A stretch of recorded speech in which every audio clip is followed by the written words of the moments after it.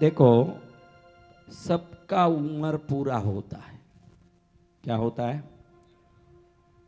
सबका उम्र पूरा होता है, तो देवों का भी होता है।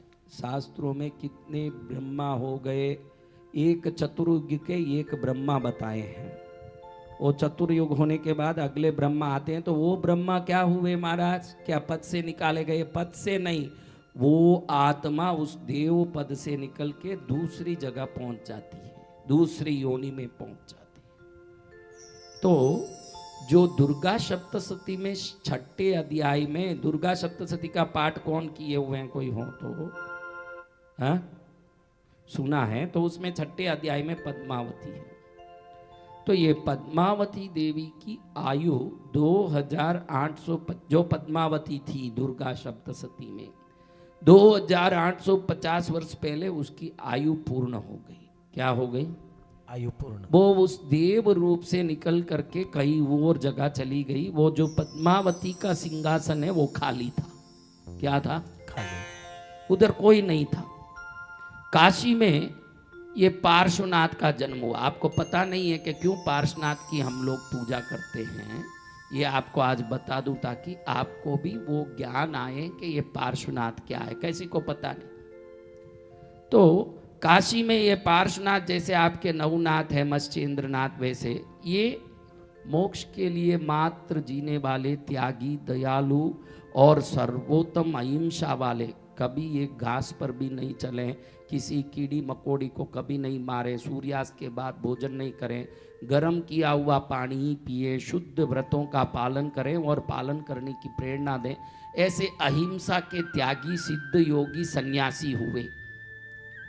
एक समय ये जो योगी बनने के पहले ही कुमार अवस्था में कुंवारे थे, तो आज काशी में जहाँ राम घाट है उस घाट के पास जा रहे थे तो देखा कि लकड़ी में दो नाग नागिन जल रहे हैं। क्या देखा? नाग नागिन जल रहे हैं। राम घाट गए कभी? काशी में राम घाट है, तो उधर नाग नागिन जल रहे हैं। तो इन्होंने देखा कि लकड़ी के अंदर नाग नागिन जल रहे हैं और जो जलाने वाले को उसका पता ही नहीं कि लकड़ी के अंदर नाग नागिन है। उसको पता नहीं, वो लकड़ी जला दिया। और अंदर नाग नागिन पहले से घुसे हुए थे, उनको मालूम नहीं कि ले जाके जला देगा। जब अग्नि लगाया तो ये भी साथ जलने लगे, तड़पने लगे। लेकिन ये महायोगी जन्म से ही कई सिद्धियों के स्वामी थे। उनको मालूम पड़ गया कि लकड़ी में नाग नागिन है। उनको दया आ गई, अरे ये जल के मर जाएंगे। उस दया से उन्होंने उस नाग नागिन को सांत्वना दी कि चिंता मत कर, मरेगी तो भी सतगति है। ऐसे सोच के उन्होंने उत्कृष्ट मंत्र बोला। जब वो उत्कृष्ट मंत्र बोला तो उन जलते हुए नाग नागिन को शांति मिली, और शांति मिलके वही नागिन जो मरी न, जो दुर्गा की छठे अवतार पद्मावती का सीट जहाँ खाली था उस जगह पद्मावती के रूप में प्रकट होके वहां जन्म लेके देवी बन गई। वही पद्मावती अभी विद्यमान दुर्गा का अवतार यही पद्मावती है जो नागिन। जब वो देवी बनी तो देखी कि मैं कैसे देवी बनी, तब उसको मालूम पड़ा कि ये पार्श्वनाथ स्वामी ने ही मुझे मंत्र बोला तो मैं दुर्गा बन के वापस आई हूँ। उस समय उनको मालूम पड़ा कि इनके उपकार से ही मैं आई हूँ। तो प्रतिज्ञा ली कि जो भी पार्श्वनाथ का नाम लेगा, मेरा नाम न भी लेगा तो पार्श्वनाथ का जो नाम लेगा सदा के लिए मैं उनकी सहयोग करूंगी। ऐसे उनका उसने प्रतिज्ञा ले ली।